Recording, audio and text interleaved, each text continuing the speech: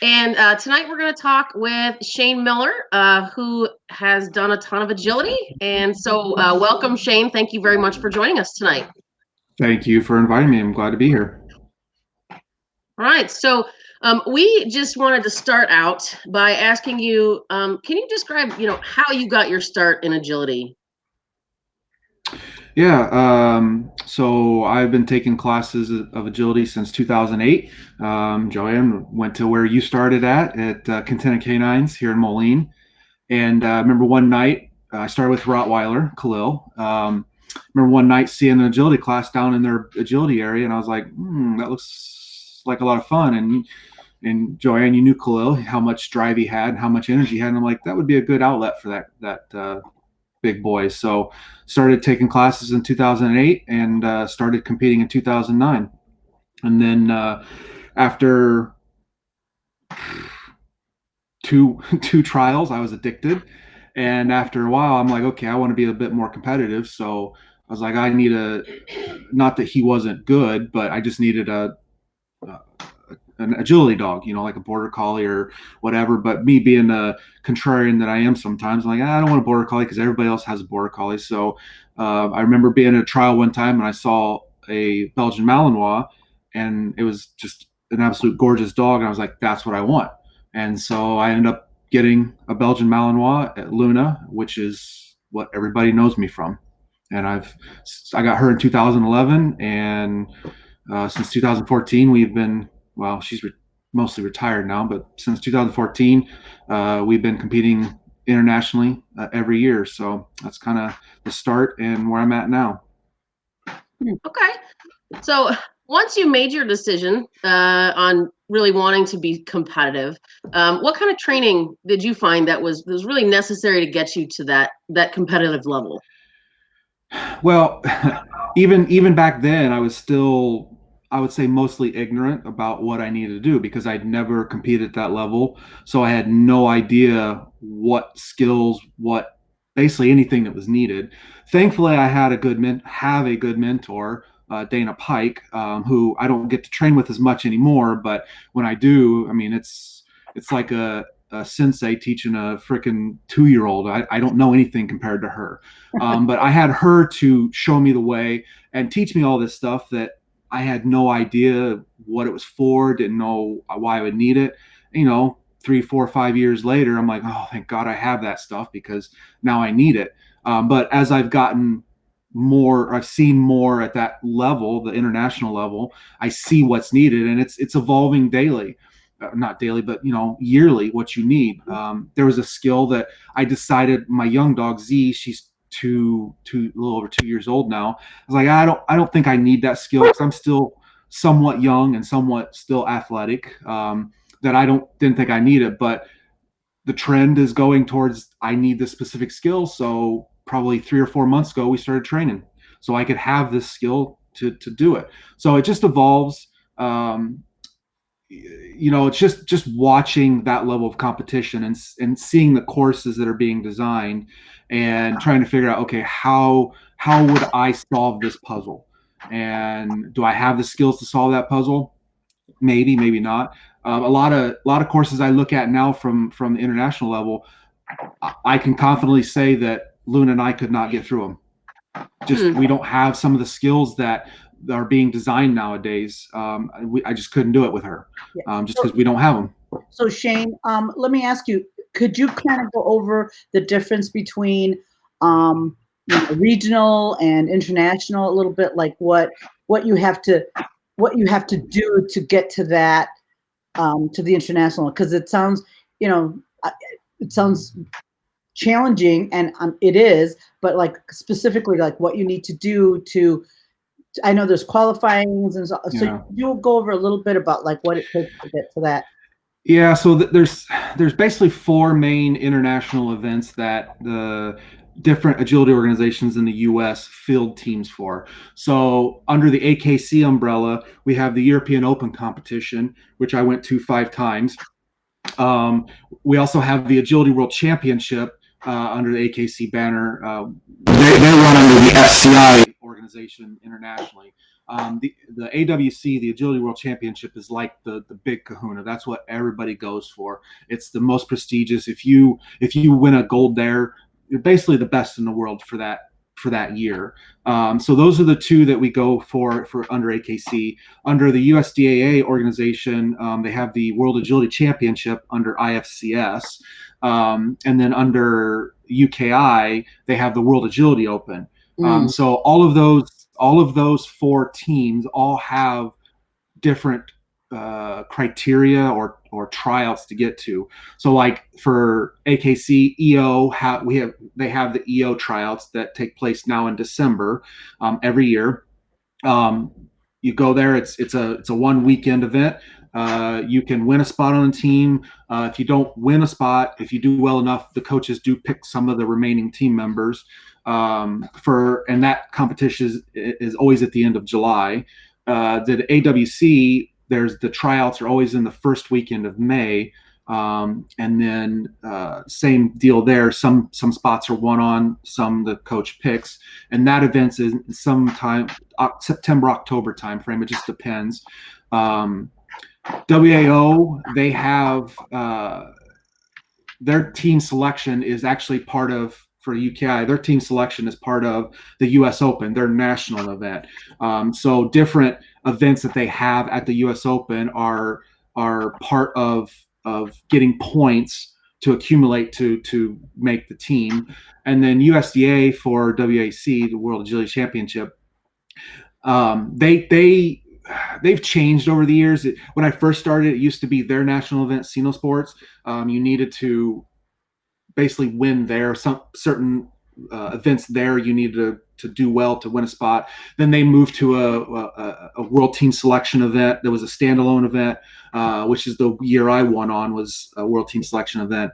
And then they've moved back and forth between having their own event and then another event called Title Mania, I think it was, or it's been so long since I've done that. But this year they've moved back to, I'm pretty sure, back to Sino Sport being the team selection event.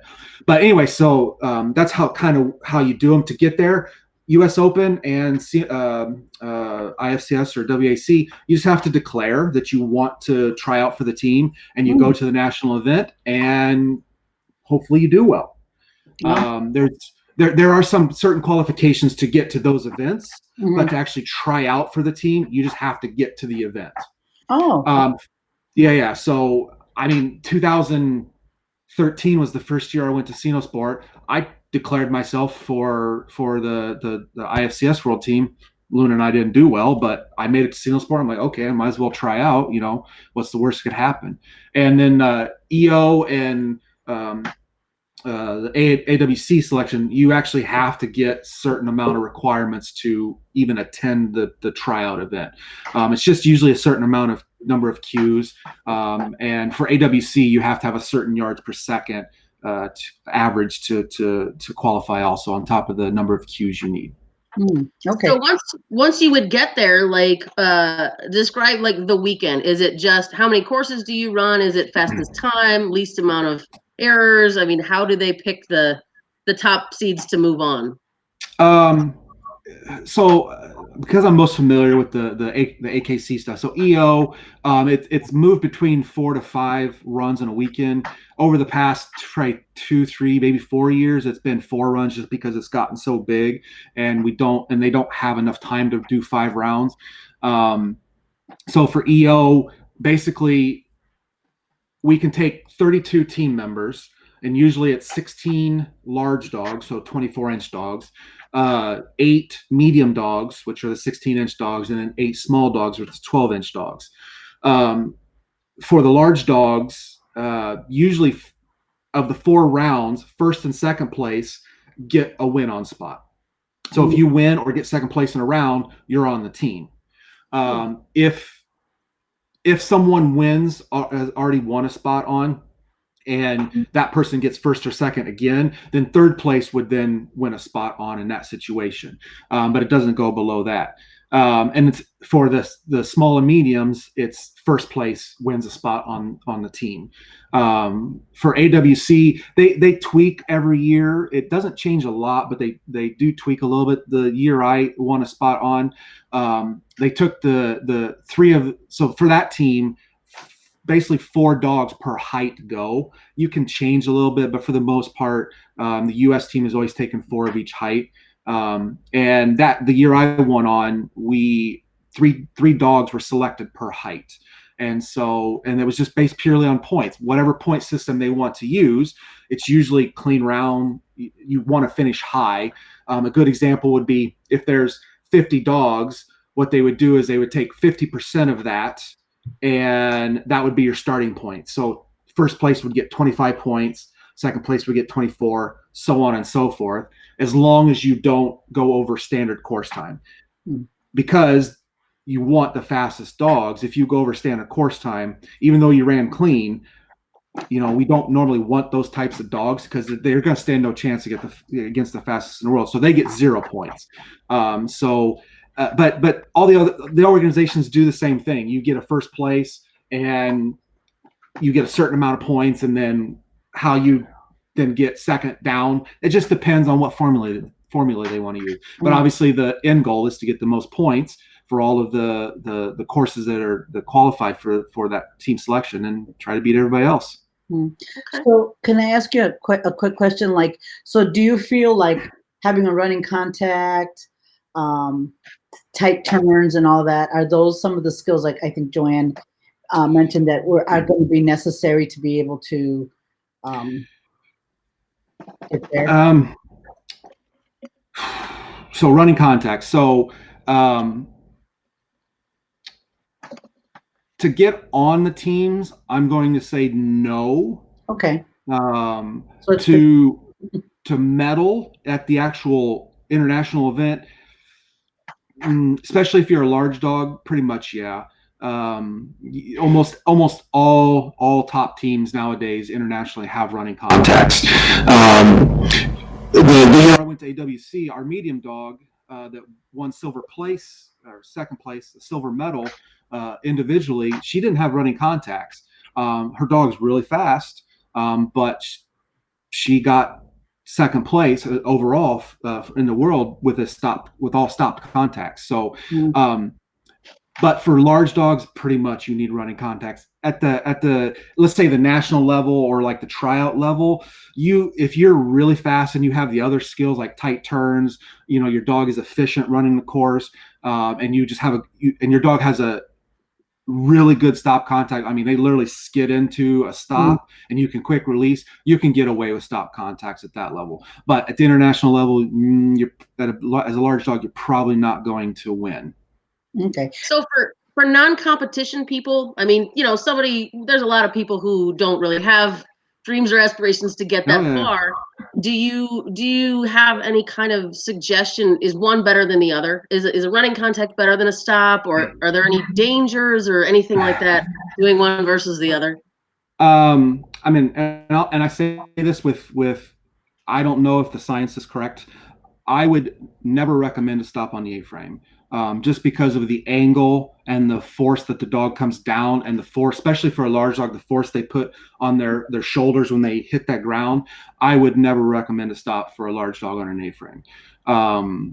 For a dog walk, training a running dog walk is like crack. Once you do it, you're kind of addicted.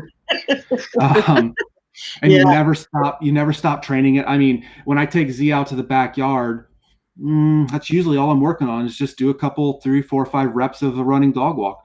With all the permutations, turns left, turns right, go to a backside, do all the handling off of it. But still, that's pretty much all I'm doing if I go out to my backfield. For like national or regional or even local, especially a running dog walk, it is a challenge. I mean, you have to spend a lot of time. I mean, with Z, probably the second day she was home, I was already teaching her how to hit a mat, because I do foot targeting now with my running dog walks. And so, within the first week of her being home, I'm teaching her how to hit that mat. And, she comes home with 2 months. She's doing that for 2-3 months. at maybe when she's maybe 6 or 7 months old, we might graduate to just a flat plank on the ground. And then maybe at 8, 9, 10, or maybe 10, 11 months old, she might now get on the dog walk, maybe lower. So it just takes a lot of time, but it is a challenge. If you go to a trial and you see a running dog walk, and it's really good, you'll stop and you'll like, wow, that was awesome. It's fun to watch. But without regular access to equipment, it's very hard to train. I will say that. Okay. Erin had a question. She said, do you see a lot of different breeds making it to the world teams and stuff like that, or it's still mostly border collies? Yeah, for AWC, it's almost always border collies. Just because that's just a lower amount of dogs. I mean, it's 4 dogs. But most of the years I've been on EO, I'm not going to say this with accuracy. You have to go look, but probably 1 or 2 of the times I might have been the only non-border collie. If I wasn't, there was maybe an Aussie. I know one year there was a golden.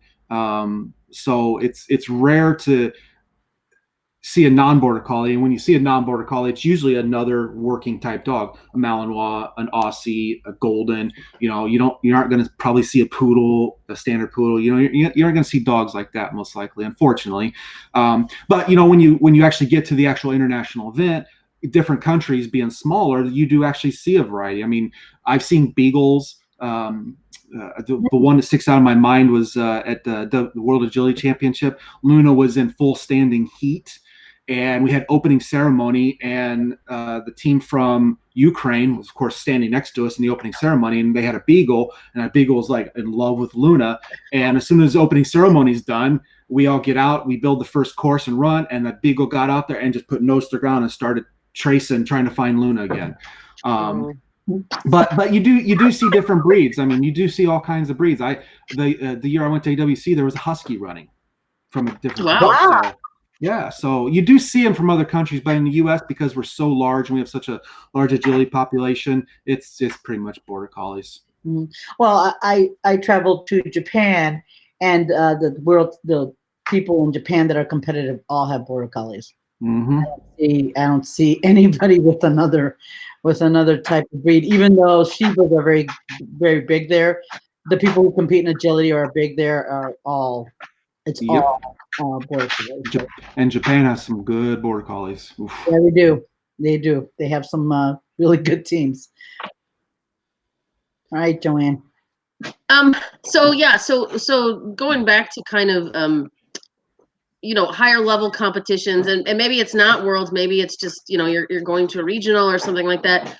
What kind of things do dogs need, like outside of training, right? What kind of preparation does a dog need to be able to do that kind of travel? What do they eat? If you can bring their food, if they're a raw fed dog, practice time, do you guys get rest? Are you in hotels? Like what happens there? The first thing, they need to basically be good around crowds, because depending on, I've never been to AKC Nationals, but it's a fairly large event. It's tons of people, tons of dogs in fairly close quarters in some situations, like if you're getting out to go to the ring or whatever. So your dog needs to be good around crowds.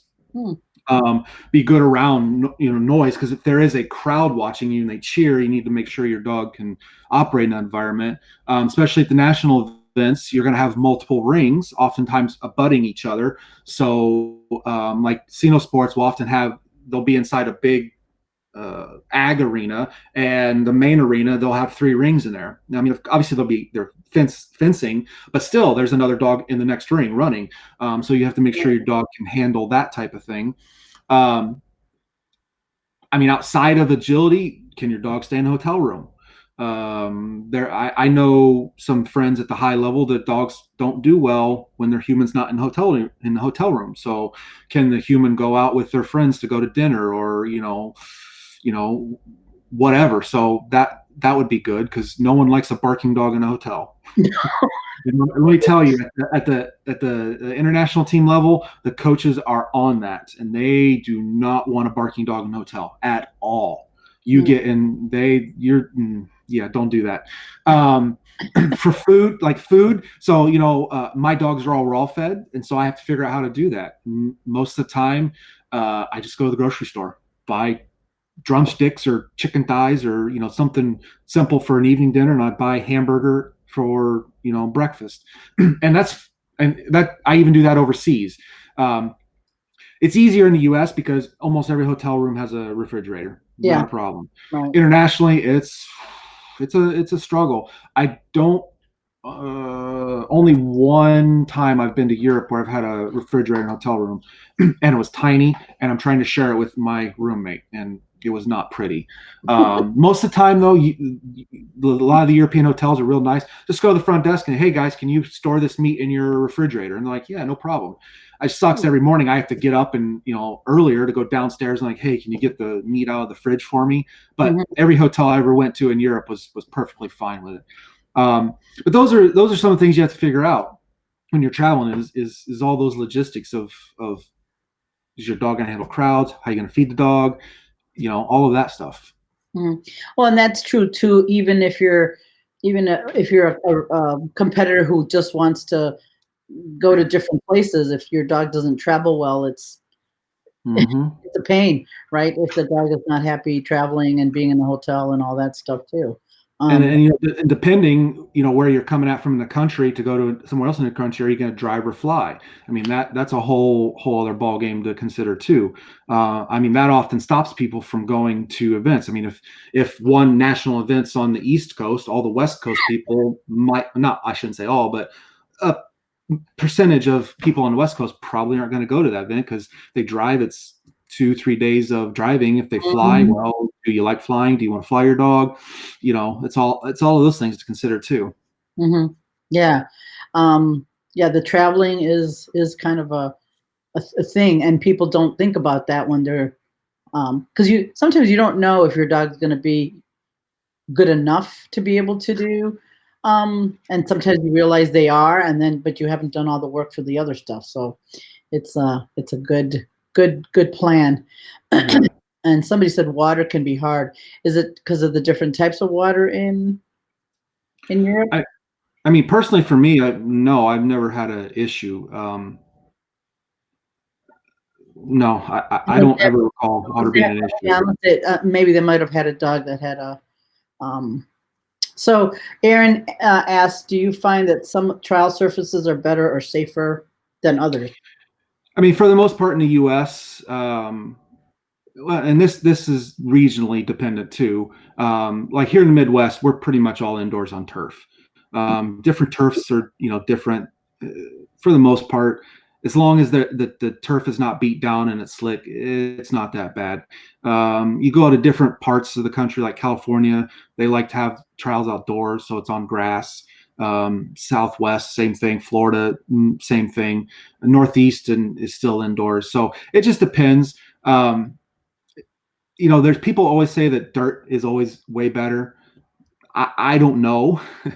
I personally hate dirt because it's dirt and I hate getting dirty. It's the worst. But I'm sure the dogs love running in it. I don't disagree with that. When you get overseas though, almost except for the AWC is always inside and it's always on their on a turf, but all the other events, they're indoors on dirt or they're outdoors on dirt. So, or some type of dirt mixture. Like the EO has gotten the past few years, they've gone to an equestrian center. And so you're running on basically sand and felt.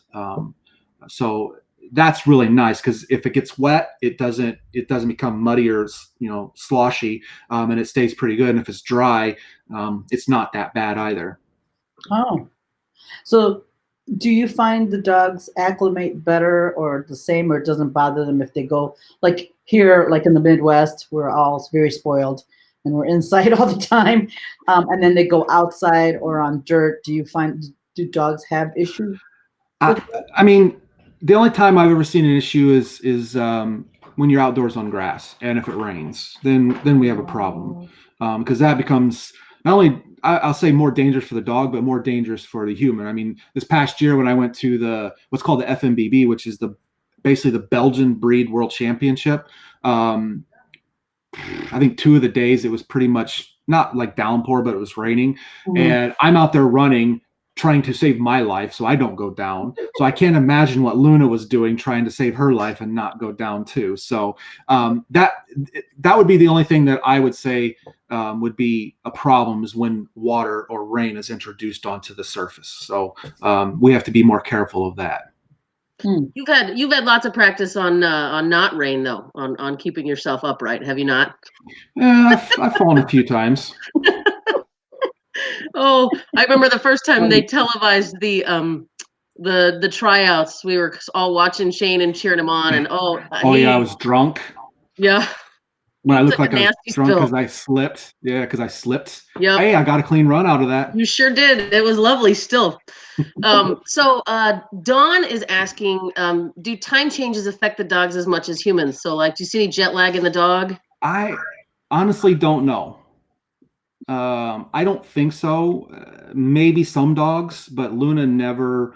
I never noticed anything with Luna. I mean, the first time we ever traveled, she was about 14 to 15 hours in a crate with one layover.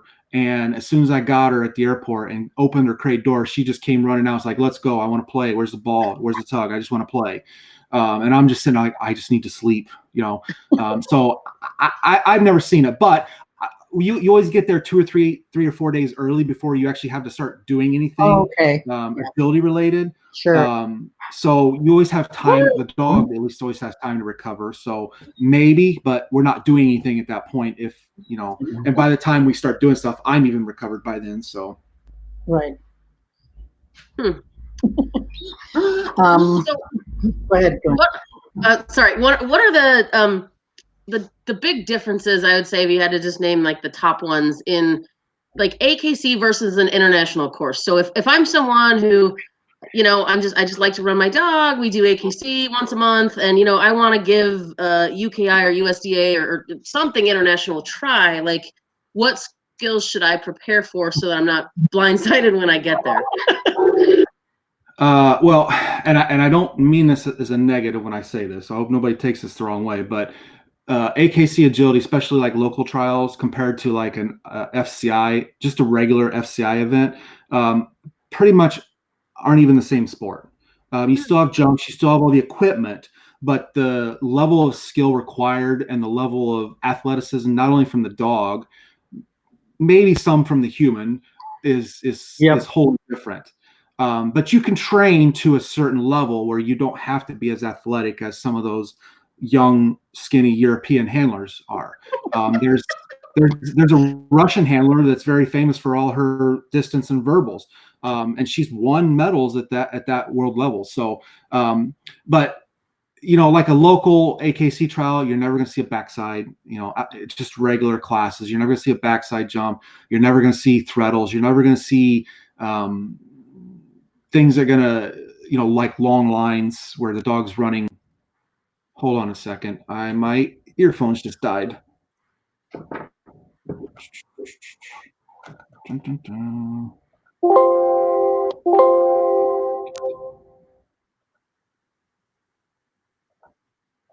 Okay, can you guys say something? Hello. Can you still hear us? Okay, it switched to my laptop speaker. Sorry about that. I didn't know these things weren't charged. So you aren't going to see some of those real hard challenges that you see in Europe at an AKC trial. You know, and even going from the different organizations, I haven't competed in USDA for this will be 3 years since I've done anything in USDA. But the same there is, you know, they do want to encourage a weekend warrior, you know, someone just doing it for a hobby, which, you know, completely fine, you know, no problem with that. That's what keeps our sport going. So you just aren't going to see those high level skills at those local events. As you move up in the different events, like a regional or even a national, you're going to see elements of those. You're not going to see them, you know, like a backside might appear in the finals course at the AKC Nationals in round 5, but you aren't going to see it 3 or 4 times. You know, like 3 or 4 backsides or I'll just call them landing side approaches. You might see them 3 or 4 or 5 times on a FCI course, and that's just nothing to them. I mean, it's no big deal. You'll never see that here. So the best thing I can say is just watch, or not even watch, but look at those courses. Just find some course maps from just regular FCI events and sit down and be like, how can I solve this course? How am I going to do 1, 2, 3? And you're either going to go, I'm going to do this, or you're going to go, oof, I don't have that skill. I need to train that skill. And then you just go from there. And that, I said at the beginning, that's why I started training one particular skill with Z, is because I need it, because I'm going to see it a lot. Okay. Okay.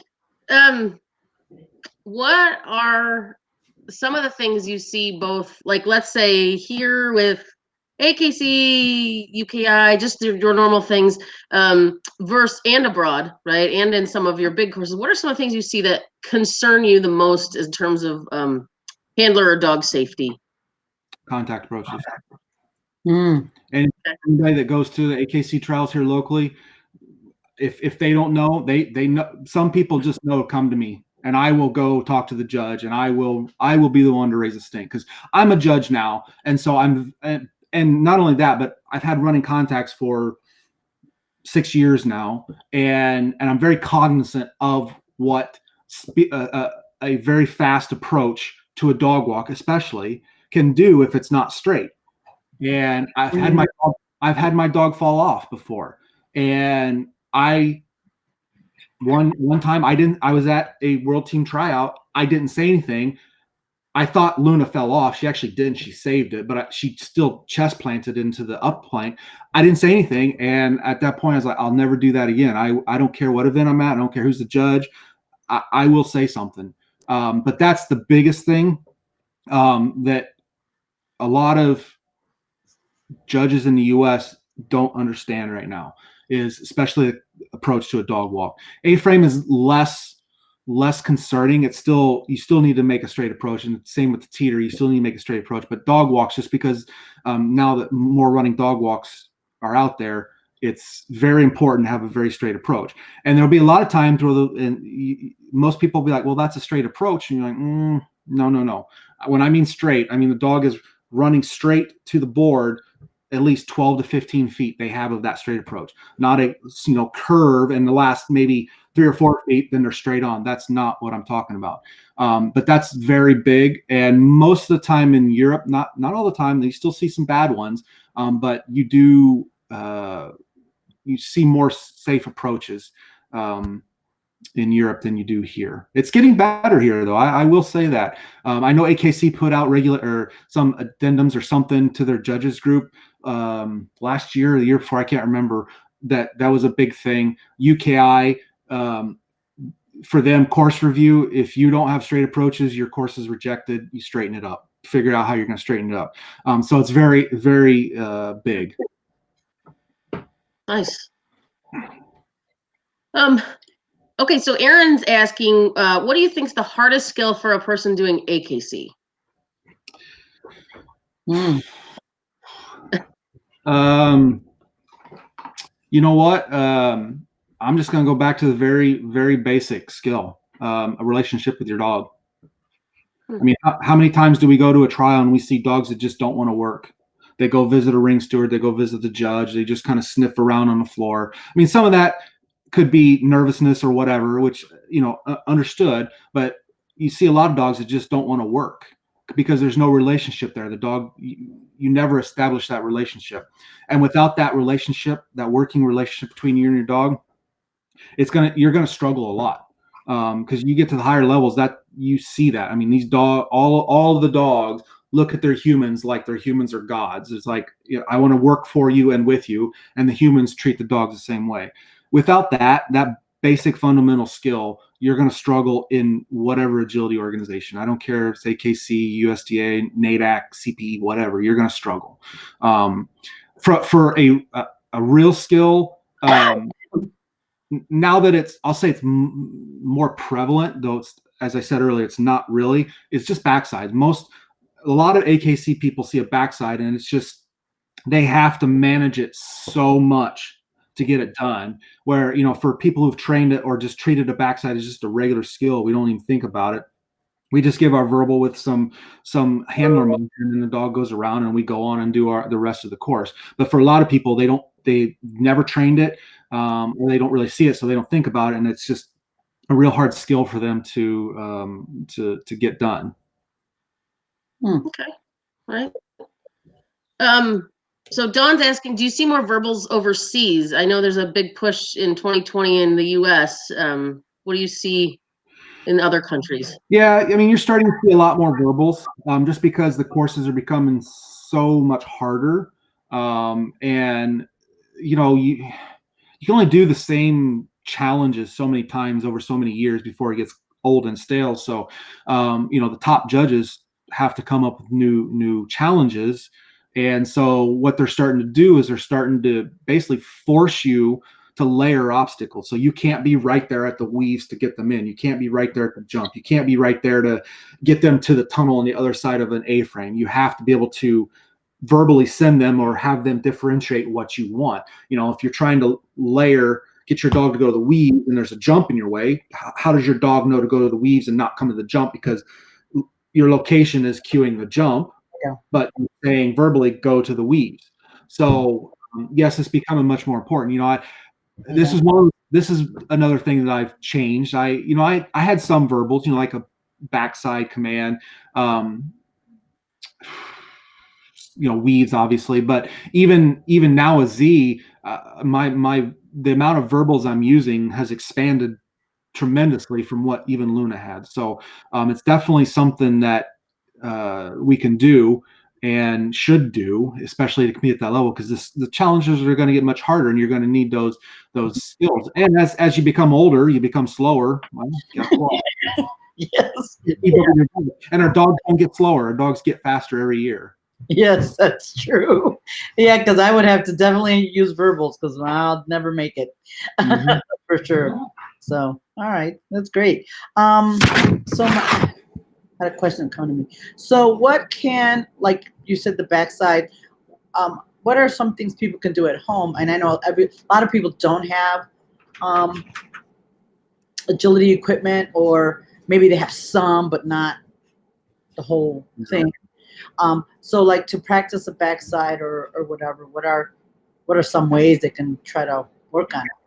Well, again, I'll say the first thing is, especially for new people, just don't even worry about agility when you're starting with the dog. Just work on your relationship, and that's going to be trick training, obedience training, just regular everyday life stuff. Just get that working relationship with your dog, and once you got that, then you can move on to the working stuff. Some people are blessed with dogs that just come out of the womb that way, and they just want to work. Others, you need to work on it. So that'd be the first thing I say. As for agility stuff, work with what you have. You can work turns, or if you want to have directionals like a left or a right or whatever. If you have a tree in your backyard, go out and send your dog around a tree, left, right. You got a clothesline pole out in your backyard, left, right, go around. There's your jump wing. If you have, stick a stick in the ground, get a box, set it next to it. There's your jump standard, with a wing. So now you can work on backsides around the wing. You can work on recalls around the wing. All types of stuff. Do what you can. I have a student, when she first started coming to me. I didn't think the dog would ever do anything. The dog was afraid of everything. Wouldn't even jump over a 4-inch bar. But she went home and she was determined to make it work, and she basically put a broomstick up in a hallway that her dog needed to traverse every single day, and started it really low, and so her dog had to go over a jump to get food or go to the bathroom or go outside. And within 6 weeks, that dog was jumping 24 inches, no problem, had no fear. So make use of what you can if you don't have agility equipment. Great. So do you have any suggestions on training that would benefit like anybody who wants to enter a show? Like what are things you should really make sure you have solidified before you enter your first trial? Make sure your dog will work with you. That's the most important. If you get in the ring and as soon as you take the leash off, that dog wants to run around the ring, you shouldn't be in the ring. I mean, that you are not accomplishing anything. Your dog has learned nothing. Hopefully you learn something to don't enter again until you get that under control. Make sure that make sure your dog can do all the equipment. I think all agility organizations now allow you to do training in the ring, or they do like an FEO run for exhibition only. So if you want to go there and do that to just get your dog on a piece of equipment in a different environment with people around, hey, great, do it. I'm all for that. I fully endorse that. But if you're going out there to actually try to run and qualify, make sure your dog can do everything. All the equipment, all the jumps, all the weaves, all that stuff. Make sure that you are prepared, especially for a new person. Mental aspect is a huge aspect to agility. I remember first time I started, every time I'd go out to the ring, I was super nervous. I almost couldn't do it. That wasn't cured until the first time I went to Europe, and I'm running at a much bigger event, and I come back and I'm like, oh, this isn't as bad as I thought it was. What was I nervous for? But get your mental aspect, your mental game down too. That helps a ton. Because if you aren't thinking about how much you suck, or is my shirt, tucked in or not, just get rid of all that, and you're just out there in the moment, that means much more. You can concentrate on what you're doing with your dog and how to get through that course successfully. Okay. Yeah, Lori says you learn a lot when you go to a trial. Sometimes you don't know that your dog's going to run around the ring. Yeah, so. And that's fine. Yeah, that's perfectly fine. You might think you have it, and you go out there, and that first time, because of the environment, your dog wants to run around. Okay, you learn something. That's what I said. The dog didn't learn anything. Hopefully, you learned something, and now you know what to address. Whether that's run your next ones as exhibition only and try to work with the dog, or start doing other stuff. But yeah, you want to learn something. Yeah, that was one of my my very last agility dog, and she was fantastic in training. She was killing it, just put the speed on and everything. And we went to a trial, and she just couldn't hold it together. So this dog right here, yeah, she was pretty good in training, but she didn't like the trial environment. And my wife worked and ended up with only like 1 or 2 cues in the lifetime. But it was this dog just didn't want to trial, which it's fine. Some dogs just aren't meant to do that. And if your dog doesn't want to do it, don't force them. It's not fun for the dog. It's not fun for you. Right. Oh, right. That's awesome, because that is very true. There are so many dogs. I see it. Some dogs that aren't really, that's not the sport that the dog enjoys. And people are still wanting the dog to do it because they want to do it. That dog excelled at nose work. Yes, and she did. When she found nose work, that dog was fantastic. She rocked nose work, yeah. But some people, but that's true. Some people, they want to do agility, or they want to do whatever sport, and the dog really doesn't really want to. And the dog is telling them every way they know how, and people are still not wanting to. Yeah.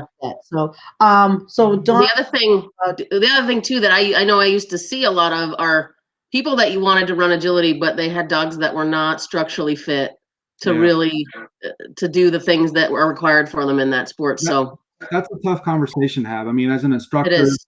I broached the subject once, especially if I see a dog that's overweight. I'm like, okay, I'm just going to say this once. Your dog is overweight. a lot of force on your dog. You might want to think about, dropping some pounds on this dog.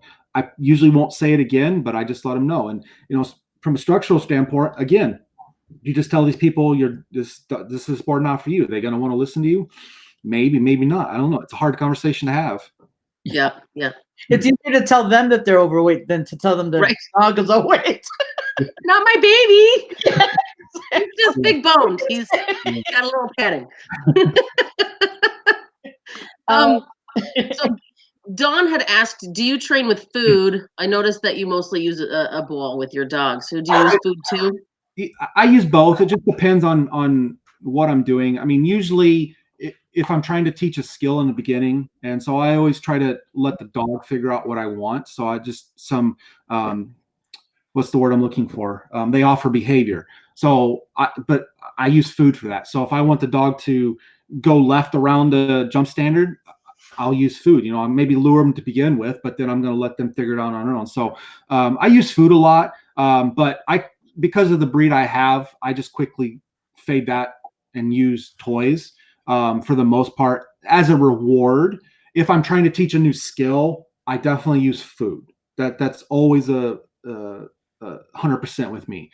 If I'm teaching, and trying to show them it's food. Once they've got it down, then I reward with a ball, a tug, or whatever.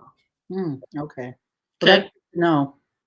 Yeah, and she's asking sort of to play off that question, treats versus toys, which one's easier to fade out? Treats. I would say both, but again though, usually treats are used for the most part as something that you either lure the dog with or the dog is going towards. So like a treat and train, for example. Where toy, in my world, I mean, I'm not saying this for everybody, but for toys, usually they have to go complete the obstacle and then they get the toy. So I guess in that scenario, treats are probably harder to fade because they're an active thing out there that the dog is going towards. Okay. So Amy has how do you manage dogs that are super aroused by toys? I know what I would say, but what would you say?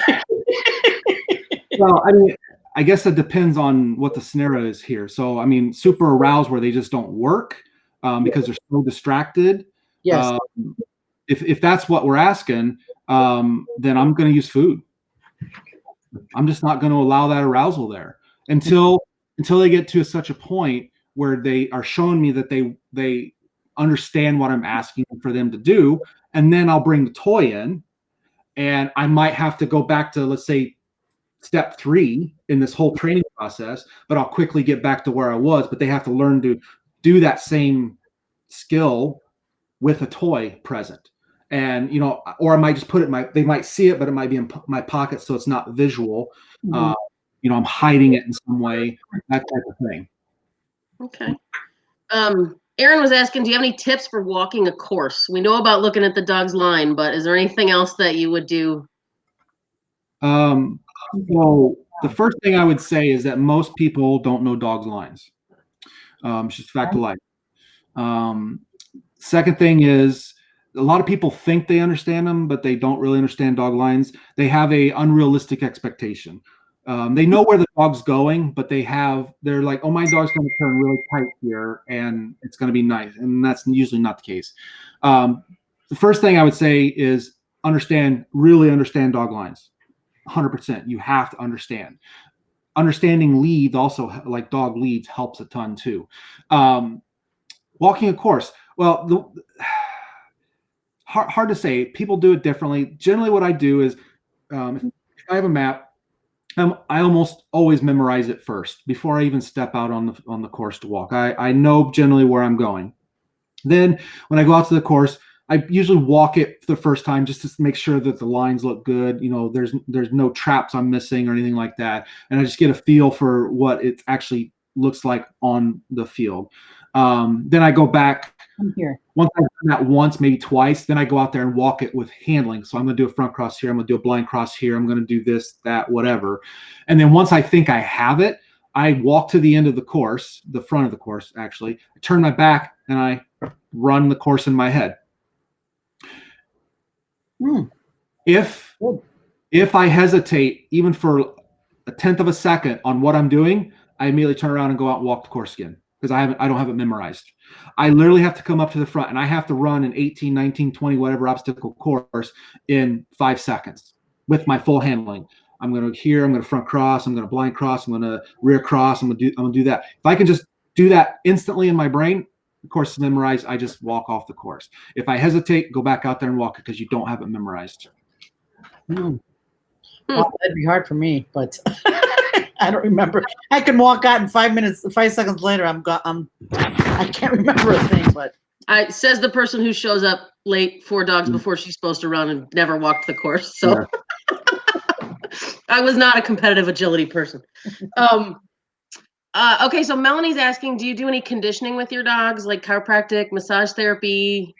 Yeah, I mean, our dogs do regular chiropractic, massage, trigger point therapy locally here. Shout out to Another Way Chiropractic Care and Black Dog Canine Massage.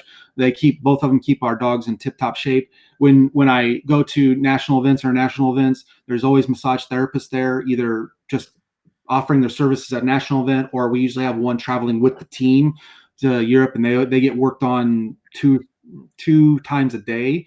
So yeah, I do that constantly. For conditioning, I mean, we have a large property here. Like probably 1 3/4 acres is fenced in our backyard. So like Z and Onyx, I just turn them out, and they run around for like 15 minutes at full speed. So they get that conditioning. If I'm ever in exercise mode where I go running, usually I'll take 1 or 2 dogs with me to go running. Not long distances, but I usually let them. If I ever get up to that distance, I'll go up to 3 miles with them. So yeah, I mean, they get that, and they go for walks and things like that. I don't really do any of the like some of the Fit Paws stuff, like all that canine conditioning stuff. I've tried to do that. It's just I don't have the time, and you have to pick and choose your battles, and that's one battle I don't really choose to participate in. Yeah. Well, it is time consuming, and like in a case like mine, I would have to do that because I don't have a big place for my dogs to run. You know what I mean? I live in the city, so it's really small. Yeah. So it's so yeah, I'd have to make that happen. So yeah. Yeah, if you don't know, Shane's yard is the one that people drive by the main road and say, "Oh, that dog park back there." I'm like, nope, that's a person's yard. So we have a do not trespassing sign on our fence because we've had people try to come into our yard to go play on our equipment. Like, no, it's not a dog park. Oh my God. Yeah, I think Joanne mentioned that to me. I'm like, oh, but you can see when you're driving by. Yeah, it's pretty big. Mm-hmm. Go ahead, Joanne. So Jennifer asked, what do you enjoy about teaching agility, and what lessons do you really focus on with your students? I enjoy making Jennifer fail. That's what I enjoy. No, I'm teasing. What do I enjoy? So a good example is that student I talked about earlier who had a dog I didn't think would ever do agility. It didn't want to do anything. It didn't want to jump over a 4-inch bar. It didn't want to get on a wobble board. It didn't want to do anything. And they're one of our best students now. And just seeing that from where they started, where I didn't think they would be able to accomplish anything, and now they're a really good team. I mean, my students will attest, I throw out hard courses with them every week in class, and she conquers the courses pretty much every time. It's freaking crazy where they came from. So I just like challenging them and making them get better. I don't want them to do the same thing every week. Just go do this pinwheel, go through the tunnel, go do the weaves, do all this simple stuff. I want to challenge my students so they either, this is kind of callous to say, they either quit because it's not fun, or they're like, that really annoyed me that I couldn't do that. I'm going to go work on this for the next 2 weeks. And the next time I see it, I'm going to kick ass and do really well on this. And when I see that, that really makes me happy. Nice. Good. How often do you teach? Do you teach a couple nights a week, or? I teach one night at the Quad City Dog Center on Monday night. Right now I teach in Muscatine, Iowa. It was on Tuesday nights, and it was moved to Thursday night. Now we're up in the air since we're not allowed to leave our house anymore. So and then I would teach a workshop on Wednesday nights once a month. So okay, that's pretty much my. And occasionally I've done a few workshops here and there at different places. So. Oh, okay, so you stay pretty busy with that. Yeah. Now that it's going to be an interesting when we get back to normal life, how we're going to manage all of that stuff. So yeah. Yep. Anybody else? Let's see this. Did we get? Amy asked, how do you get a dog to tug that doesn't naturally want to tug? Well, if Jennifer was here, she could tell you because her dog would not tug and she got him to tug. It's hard for me to say because I've had Malinois or Rottweilers. They come out and rip your arm off on a tug. So it's hard to say. But it's just like any other thing. You just gotta condition. You gotta slowly work your dog up to it. Just let them interact with the tug in the first place. Sniff it. Hey, good boy, good girl. Sniff it. Good boy, good girl. That's your first lesson. They just interact with it in some way. Then you might try to get them to mouth it in some way. And then that's a session or two. And you just work slowly up. Now they bite on it, get them to bite on it, and yay, reward. and just slowly work up until they're playing tug. Jennifer's dog didn't want anything to do with it. Now he'll willingly play tug, and it's a little schnauzer. And again, I was skeptical that he would ever play tug, but she worked hard on it, and he will willingly, actively play real tug now. But she worked on it for probably 6-9 months at least. So you just got to do it slow. Don't try to force the dog too much, and just reward every positive aspect of doing it. And to piggyback on that question, Amy asked, do you think they have to tug to do agility? No, it's just what I like to do. The reason I like tug, and a lot of working dog people like, and when I say working dog, I mean like bite, sport, and protection, like tug, is because that's a activity of you and your dog. If you throw a ball, that communication is disconnected while your dog is chasing the ball. It's doesn't even care where you're at. You could go hide behind a tree and the dog doesn't care. But when you're playing tug, you're face to face with your dog. If you want to get into it, you're growling with your dog. You're touching their face, you're touching their feet, whatever. So it's just a really one-on-one interaction with the dog, but it's not necessary. It's just I have true working dogs that want to rip your arm off. Yeah. And Pat was asking about a dog that gets really stuck on an obstacle and refuses to take it at a trial, but they do it well in practice, like the teeter, for example. Yeah, that's one of those things where you find an organization that allows you to just do practice runs or FEO runs, and you just do it. Like UKI is a good one. Basically, you get standard course time to do whatever you want if you decide to do not for competition. So if you want to spend 60 seconds doing the teeter, go out there and spend 60 seconds doing the teeter. I don't think AKC does that. I've not done FEO for AKC yet, so I don't know. And you can only do that in time to beat and fast, I think. And I don't know that they have the teeter in there, for example. But if you have UKI in your area, I would just go to that trial and just do NFC on the agility courses, because they have the equipment. Go out there and do the teeter for 60 seconds. Sometimes it's just they do it well in practice because usually it's in the same place every single time, so they're more comfortable. There's limited people around. They're used to the sound, they're used to the feel, they're used to the environment. So they get comfortable doing it. They might not like it, but they're comfortable doing it. Now you take them to a different area that has a different teeter. You have 50 people, 100 dogs, whatever. And now the dog is just overwhelmed and can't process a teeter. So you just need to now back up and go do that slowly and introduce it, via training method or a training environment with an NFC run. So I know AKC is pretty much most prevalent around, right? Most places. And I don't know, tell me if this is right or wrong. I used to have weave pull problems with my very first dog where she wouldn't complete all 12, right? And so I tried, and we could do it fine in practice. And so I finally just ate a bunch of money in AKC. And when we finally got 12 weaves successfully, no matter if it was the second obstacle or the 14th obstacle, we just were like, woo! And that's when we left. I never tried to go any farther, and we just had a party. Is that something that you'd recommend, like for AKC? Yeah, definitely. That's one of the hardest things I see people do, and I recommend all the time is sometimes you're going to have to eat your entry money if you have an issue. A big one is the start line stay. Some don't have start line stays, and what do they do when they go out and they start walking away and their dog breaks? What, as a dog trainer, if you put on your dog training hat, what should you do? Stop, no, thank you, judge, and leave. The dog doesn't get to play. But what do most people do? Oh, crap, I got to run. Right. And that just reinforces that behavior of the dog. So I always tell people you just have to eat that money sometimes, and to reinforce you cannot do that. So for Joanne, your example is perfect. If your dog does 12 pulls in a trial, that's a party. Let's go party. That's awesome. I leave immediately and go get a tug, go get food, whatever your dog wants, and just go play. You might have to do that 3 or 4 times, but guess what? On the 5th or 6th time, guess what? Your dog might do it more confidently and be more successful now. That's good. And Michelle asked, do you think you'll ever bring back UKI to Coach? Nope.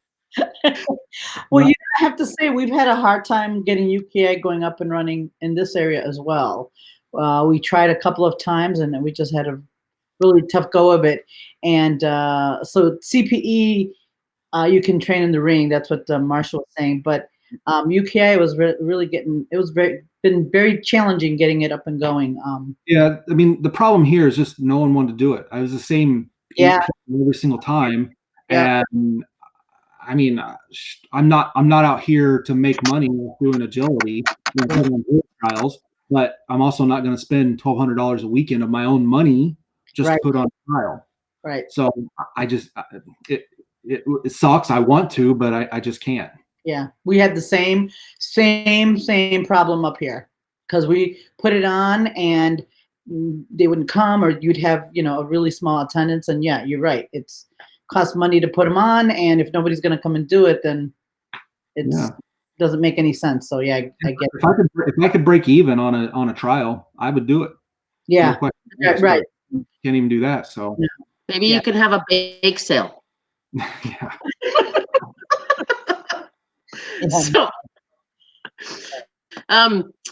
So it looks like I think we got through most everything. Did anybody else have more questions for Shane about anything? This is really awesome and helpful, Shane. I really enjoyed it. I haven't done agility in a long time. My life changed. My agility dogs have since passed. My shepherds are way too big to do agility competitively. My lab seems to like it, but she likes to eat. She likes food and water, so nosework and duck diving is her jam. And I only have time for so much, but this was great. I kind of missed the agility days because I did it for so long, but it's a very long time. So I'm glad we got to do this. Amy had a question. How do you see COVID?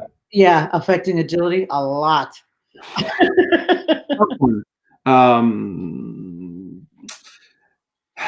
I mean, the pessimist in me sees a lot of clubs folding, a lot of facilities going under, not a lot of attendance at agility trials for probably the rest of the year.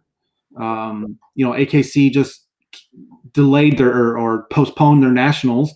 They hope to put them on later in the year.